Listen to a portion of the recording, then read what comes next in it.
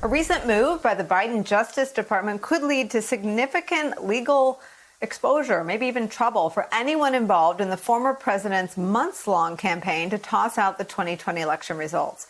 The DOJ has reportedly sent letters to former Trump administration officials telling them that the department will not block them from testifying to committees investigating the insurrection and the big lie.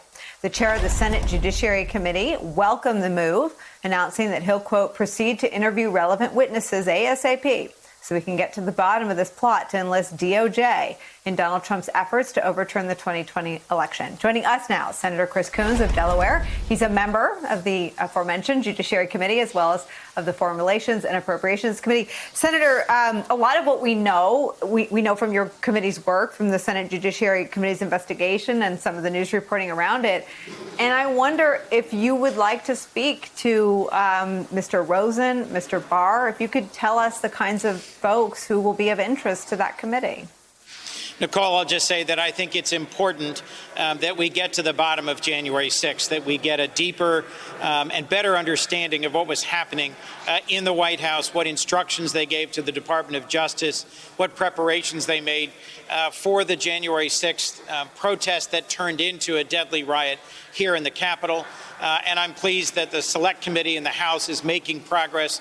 There was riveting testimony yesterday from 4 brave Capitol Police officers who laid out for the American people in their testimony yesterday just how it felt to be a Capitol Police officer, a military veteran, someone who's dedicated their life to law enforcement, to protecting this Capitol in several cases, and to hear and experience and feel the things that they were on the receiving end of from that angry and violent crowd on January 6th.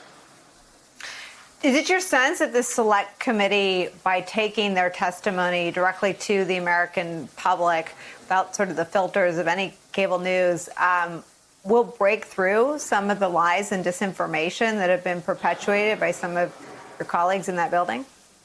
Well, that would be my hope, Nicole. We've really had a challenge here in Congress coming to any bipartisan agreement about the value of knowing what caused January 6th, about transparency and accountability for the former president's actions, and moving forward on the steps we need to better secure the Capitol.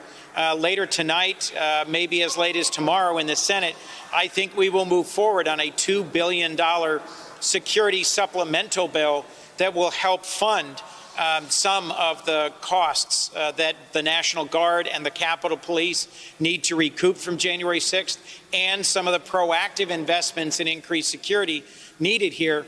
But it's shocking to me that it's taken weeks and weeks to get past partisan objections to moving forward with this security supplemental bill. And on Sunday, it was billed as a make or break week in Congress. Talk to me about infrastructure. Do we have a deal? We do, and we're going to vote on the motion to proceed later tonight. This $550 billion in new spending on infrastructure is a big deal. It's going to create 650,000 high-paying, high-skilled jobs. It'll modernize our infrastructure all over the country. It'll make some climate investments in terms of resiliency and proactively improving our electric grid across the country. It'll do everything from paving roads and highways to improving passenger rail and transit to improving broadband. So I'm very glad we are finally moving to vote on this, and I'm optimistic that this will be just the next biggest step in moving forward President Biden's bold agenda for our country. Let me switch gears just a little bit.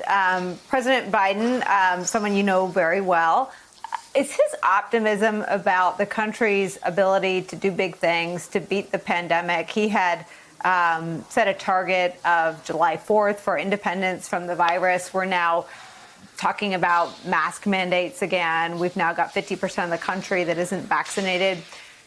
If you talk to him about his optimism about our ability to beat this, would you tell him that it is misplaced, or do you think he's correct to think that we'll ultimately get through all the disinformation and vaccine resistance and put the pandemic behind us? I spoke to the president earlier today, and he is clear-eyed about the challenges we face.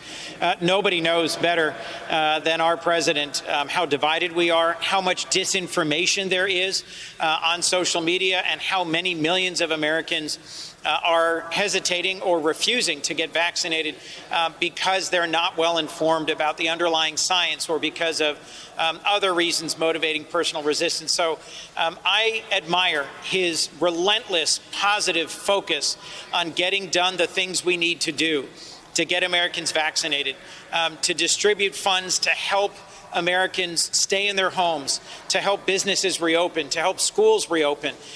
But he's clear that both here in the United States and around the world, we still have a long way to go to be clear of this pandemic, and that one of the real challenges is disinformation, spread by some for political reasons, some for personal reasons. But frankly, where we are seeing this latest, more transmissive variant cause huge problems is in parts of the country where vaccination is low. 97% of the people hospitalized for COVID today are hospitalized because they're not vaccinated. And yes, I think the president realizes that we have big challenges. His confidence in us, his confidence that the American people will ultimately overcome challenges is rooted in our history. And the fact that we overcame really tough challenges before, whether it's the Depression and the Second World War, the Civil Rights Movement, or the labor movement, he knows that we've overcome challenges before and continues to believe that we, the American people, can do it again. But he's clear that's going to be hard.